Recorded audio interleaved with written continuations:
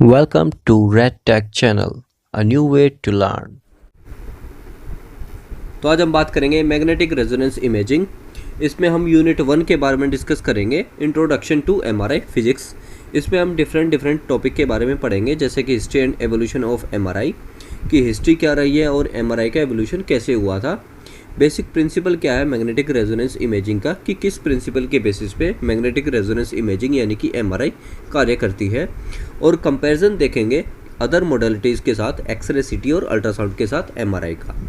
So start करते हैं, let's begin. History and evolution of MRI. जो एमआरआई है यानी कि मैग्नेटिक रेजोनेंस इमेजिंग, इसकी जो रूट्स है वो है फंडामेंटल। बेसिकली इसको हम इसकी जो रूट्स है वो है हमारी fundamental principle of nuclear magnetic resonance से। यानी कि सबसे पहले जब ये डिस्कवर किया गया था 1940 में, तो इसको न्यूक्लियर मैग्नेटिक रेजोनेंस बेसिकली बोला गया था। तो इसका जो पेट नेम था, फर्स्ट नेम था, वो NMR था। उसके बाद काफ़ी डेवलपमेंट हुई इसमें, और उसके बाद जैसे जो न्यूक्लियर मैग्नेटिक रेजोनेंस है, न्यूक्लियर के नेम से जो है नॉर्मल जो पब्लिक है वह बेसिकली एक तरह से घबराती थी, और you can say odd familiar नहीं था लोगों में। सो इस वजह से जो है न्यूक्लियर वर्ड को हटा दिया गया। तो इसलिए मैग्नेटिक रेजोनेंस और इमेजिंग इसलिए ताकि जो है हमारे डायग्नोस्टिक फील्ड में इसको काम में लाया गया, इसलिए इसको बेसिकली मैग्नेटिक रेजोनेंस इमेजिंग कहा गया। सो डेवलपमेंट की बात करते हैं तो 1946 में बेसिकली फेलिक्स ब्लोच और एडवर्ड पर्सल ने जो है इंडिपेंडेंटली डिस्कवर किया था न्यूक्लियर मैग्नेटिक रेजोनेंस को, और इसी को बेसिकली डिस्कवरी के लिए उनको 1952 में बेसिकली नोबेल प्राइज़ दिया गया था फिजिक्स के क्षेत्र में। 1971 में जो है रेमंड डेमेडियन नाम का जो साइंटिस्ट है, उसने डिफरेंशिएट कर दिखाया कि नॉर्मल और कैंसर टिश्यू में क्या डिफरेंसेस है। यह हम देख सकते हैं NMR की मदद से, जिसने एक लेइंग फाउंडेशन रखी मेडिकल इमेजिंग की। यानी कि आप जो है मैग्नेटिक फील्ड के क्षेत्र में इसको यूज़ में ला सकते हैं, वह रेमंड डेमेडियन नामक साइंटिस्ट ने जो है करके दिखाया। उसके बाद 1973 में पॉल लुटरबर आए। उन्होंने इंट्रोड्यूस किया स्पेशल लोकलाइजेशन का कॉन्सेप्ट, जिससे बेसिकली हम 2D इमेज को जो है सक्षम बना सकते हैं, यानी कि 2D इमेज जो है कैप्चर कर सकते हैं NMR की मदद से।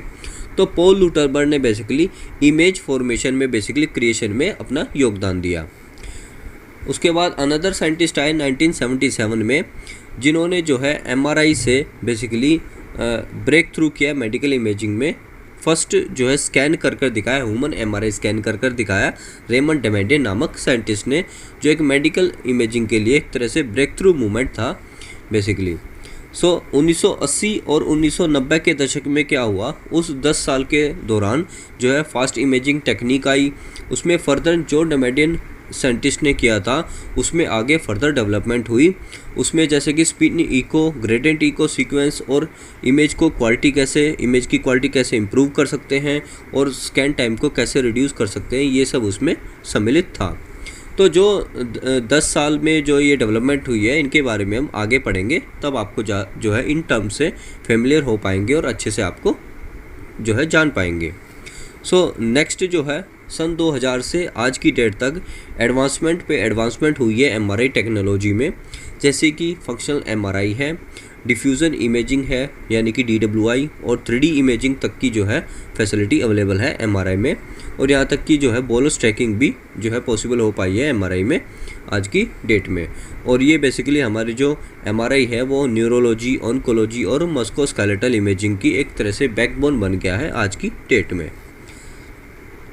MRI बेसिकली हमारी एक नॉन इन्वेसिव इमेजिंग टेक्निक है, जो डायग्नोस्टिक पर्पज़ के लिए यूज़ की जाती है।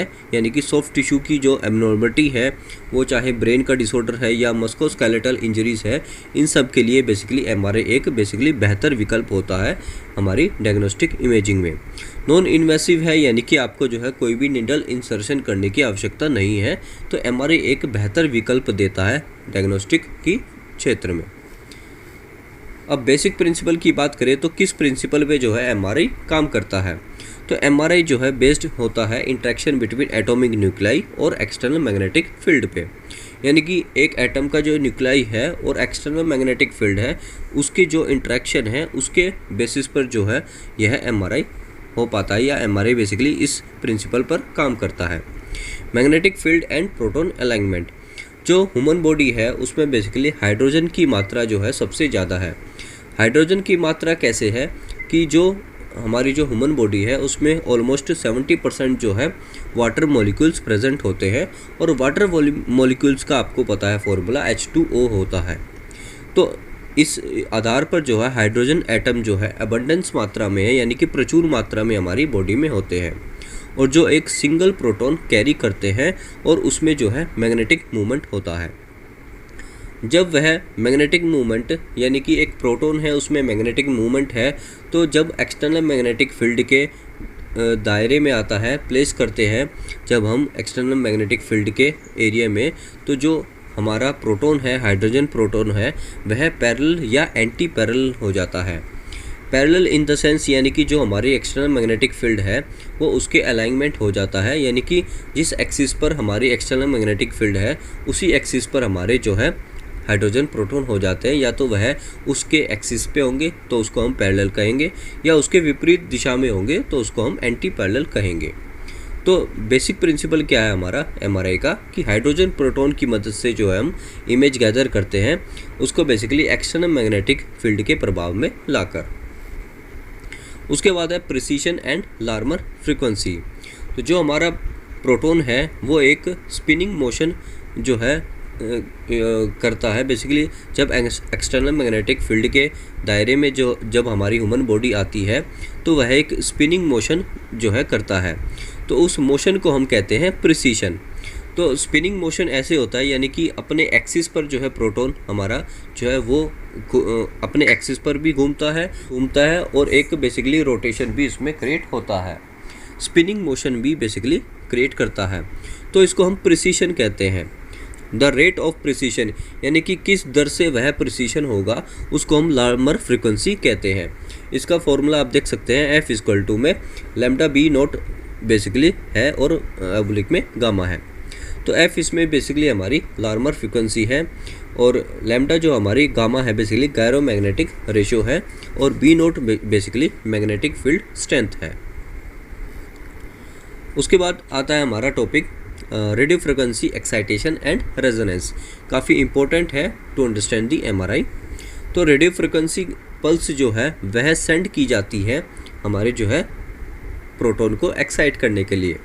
तो रेडियो फ्रिक्वेंसी पल्स है उसी basically at the Larmor frequency is applied. Larmor frequency वह है जिस पे बेसिकली जो हाइड्रोजन प्रोटॉन है वो हमारा किस रेट से प्रिसीशन कर रहा है, किस रेट से स्पिनिंग मोशन क्रिएट कर रहा है, वह लार्मर फ्रिक्वेंसी है। तो जिस रेट पर हमारा जो है हाइड्रोजन प्रोटॉन मोशन कर रहा है उसी रेट पर जो हम रेडियो फ्रिक्वेंसी पल्स को जो है भेजते हैं, सेंड करते हैं प्रोटॉन को एक्साइट करने के लिए। उससे क्या होता है कि जो कुछ एनर्जी जो है वो एब्जॉर्ब कर ली जाती है और कुछ एनर्जी जो है हायर एनर्जी स्टेट में बेसिकली भेज दी जाती है। तो इसी बेसिकली स्पिनिंग मोशन की मदद से हम जो है इमेज गैदर करते हैं। तो जब हम आरएफ जो पल्स है हमने सेंड की, कुछ एनर्जी एब्जॉर्ब हो जाती है और कुछ मूव कर जाती है हायर एनर्जी स्टेट में, और यू कैन से मूव कर देती है हाइड्रोजन प्रोटॉन को। तो after the RF pulse is turn off, जब हम आरएफ पल्स को ऑफ कर देते हैं तो जो प्रोटॉन है वह अपनी नॉर्मल स्टेट पर आ जाता है, और नॉर्मल स्टेट पर जब वह आता है तो कुछ एनर्जी जो है वो रिलीज़ करता है। तो इसी प्रोसेस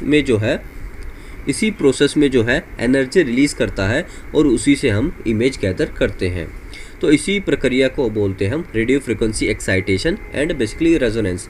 रेजोनेंस इसलिए कहते हैं क्योंकि हम जो रेडियो फ्रिक्वेंसी सेंड करते हैं वह बेसिकली सेम है किसके, हाइड्रोजन प्रोटॉन की लार्मर फ्रिक्वेंसी के। नेक्स्ट है रिलैक्सेशन प्रोसेसेस। तो रिलैक्सेशन प्रोसेसेस में हमारे हैं फर्स्ट नंबर पे पॉइंट आता है T1 रिलैक्सेशन, यानी कि लॉन्गिट्यूडनल रिलैक्सेशन भी इसको कहते हैं। तो जब प्रोटॉन जो है रीअलाइन होता है with the external magnetic field के, वह रीअलाइन यानी कि आपने आरएफ पल्स सेंड की है और वह दूसरी डायरेक्शन में मूव कर देता है, और उसके बाद जब वह रीअलाइन होता है एक्सटर्नल मैग्नेटिक फील्ड में तो उस टाइम को उस लगने वाले टाइम को हम बोलते हैं T1 रिलैक्सेशन, या यू कैन से लॉन्गिट्यूडनल रिलैक्सेशन। यानी कि लॉन्ग एक्सिस ऑफ दी जो बॉडी है ह्यूमन बॉडी के, उसमें आते हैं तब वह जो है T1 रिलैक्सेशन कहलाता है या लॉन्गिट्यूडनल रिलैक्सेशन कहलाता है। इसे आप समझ सकते हैं। सेकंड है हमारा T2 रिलैक्सेशन, यानी कि ट्रांसवर्स रिलैक्सेशन। यह वह टाइम है जब वह लॉस करता है अपने फेस कोहेरेंस को due to interaction with surrounding molecules. तो जब सराउंडिंग मॉलिक्यूल्स जो होते हैं, यानी कि जो हमारा हाइड्रोजन प्रोटॉन है, वह डिफरेंट स्टेट में होता है हमारी बॉडी में। कहीं हमारी बॉडी में फैट अवेलेबल है, कहीं हमारी बॉडी में लिक्विड अवेलेबल है। तो जब वह अपने जो बेसिकली ट्रांसफर रिलैक्सेशन है वह लॉस करता है और इंटरेक्शन करता है सराउंडिंग मॉलिक्यूल से, तो उसमें जो समय लगता है उसको हम T2 रिलैक्सेशन कहते हैं, और यू कैन से ट्रांसवर्स रिलैक्सेशन। तो फेस कोहेरेंस को लॉस करता है और इंटरेक्शन के दौरान जो है लगने वाला समय को हम T2 रिलैक्सेशन कहते हैं। उसके बाद basically differences in relaxation time between tissue from the basis of the MRI contrast. तो डिफरेंट टिश्यू में जो टाइम लगता है वह बेसिस बनता है MRI कंट्रास्ट का, यानी कि जिसमें ज़्यादा समय लगेगा उसका अलग इमेज फॉर्मेशन होती है, और जिसमें कम होगा उसमें अलग फॉर्मेशन होती है। तो इमेज फॉर्मेशन की बात करें तो ग्रेडियंट कोयल का यूज़ किया जाता है स्पेशल एनकोडेड दी MR सिग्नल, यानी कि MR सिग्नल को एनकोड करने के लिए ग्रेडियंट कोयल का इस्तेमाल किया जाता है। देन कलेक्टेड सिग्नल जो है वो बेसिकली प्रोसेस किए जाते हैं फूरियर ट्रांसफॉर्मेशन की मदद से, जिससे जो है जनरेट होती है image with high soft tissue contrast. यानी कि हाई सॉफ्ट टिश्यू कंट्रास्ट, यानी कि जो भी कंट्रास्ट कंपैरिजन है वह उस तरह की जो है इमेज को जनरेट किया जाता है। तो फर्स्ट इमेज फॉर्मेशन कैसे होती है, तो ग्रेडियंट कोयल की मदद से हम RF पल्स को सेंड करते हैं जो एट दी लार्मर फ्रिक्वेंसी, या जो हाइड्रोजन प्रोटॉन की फ्रिक्वेंसी है। उसके बाद जो है उससे जो मूव कर जाते हैं, कुछ एनर्जी जो है वो एब्जॉर्ब हो जाती है और कुछ जो है मूव करने में काम आती है। देन उसके बाद जब वह दूसरी डायरेक्शन में जो है मूव हो जाता है हाइड्रोजन प्रोटॉन हमारा, उसके बाद RF पल्स को ऑफ कर दिया जाता है, और तब जब वह अपनी पोजीशन पे रीपोजिशन करता है, यानी कि अपने जो पहले वाली पोजीशन पे है लॉन्गिट्यूडनल पोजीशन पे जो है वो आता है, उस टाइम जो है वो एनर्जी रिलीज़ करता है, और उस एनर्जी रिलीज़ को जो है कलेक्टेड किया जाता है सिग्नल्स को, और बेसिकली उन सिग्नल्स को कलेक्ट करके फूरियर ट्रांसफॉर्मेशन की मदद से जो है इमेज को जनरेट किया जाता है। तो ये हमारा प्रोसेस है इमेज फॉर्मेशन का। आई होप आपको जो है समझ में आ गया होगा। देन इसके बाद हम कंपेयर करते हैं कि MRI से बेसिकली कंपेयर अदर मेडिकल जो इमेजिंग है उसमें क्या कंपैरिजन है। तो इमेज मोडेलिटी आप देख सकते हैं एक सेक्शन में मैंने लिखी है, जैसे कि MRI है, एक्सरे है, CT स्कैन है और अल्ट्रासाउंड है।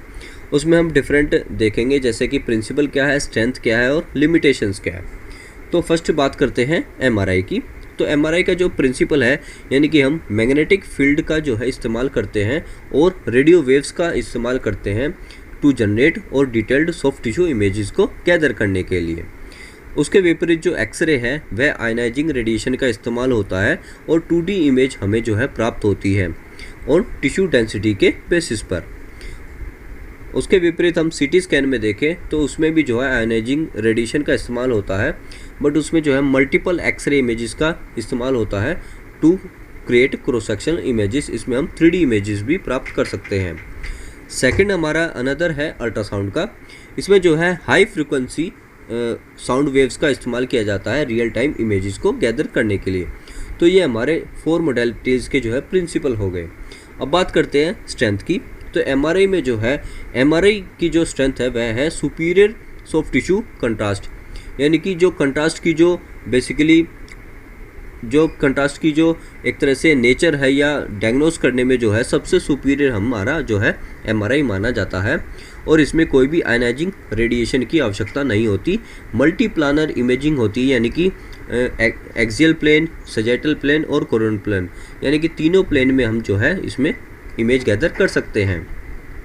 उसके विपरीत जो एक्सरे है वो फास्ट है, वाइडली अवेलेबल है, एक्सीलेंट है, but basically only for bone imaging के लिए जो है ये सक्षम होता है। देन अदर बात करें तो CT स्कैन। CT स्कैन जो है स्ट्रेंथ की बात करें तो एमआरआई से फास्टर होता है, यानी कि कम समय लेता है, और बोन और लंग इमेजिंग के लिए इसको जो है बेहतर माना जाता है।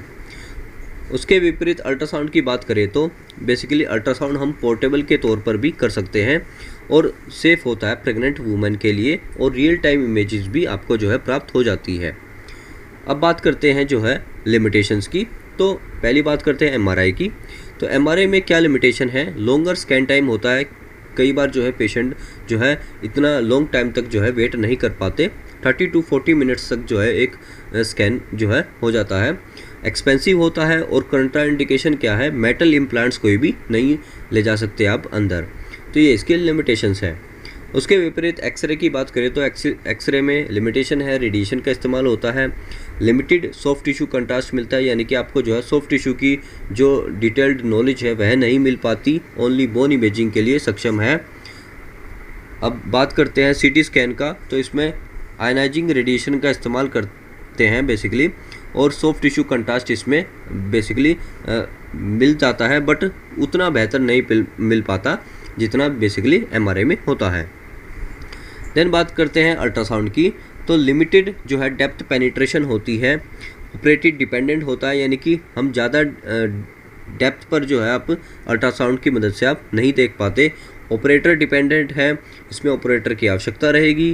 पूर इमेजिंग क्वालिटी है फॉर डीप स्ट्रक्चर। कोई भी अगर डीप स्ट्रक्चर आपको देखना है तो उसके लिए जो है अल्ट्रासाउंड एक बेहतर विकल्प जो है वो नहीं होता है, तो उस केस में जो है आप एमआरआई और सीटी ज़्यादा सजेस्ट करते हैं। तो आई होप जो है आपको जो है एमआरआई और अदर मोडालिटीज़ में जो है डिफरेंस पता चल गए होंगे।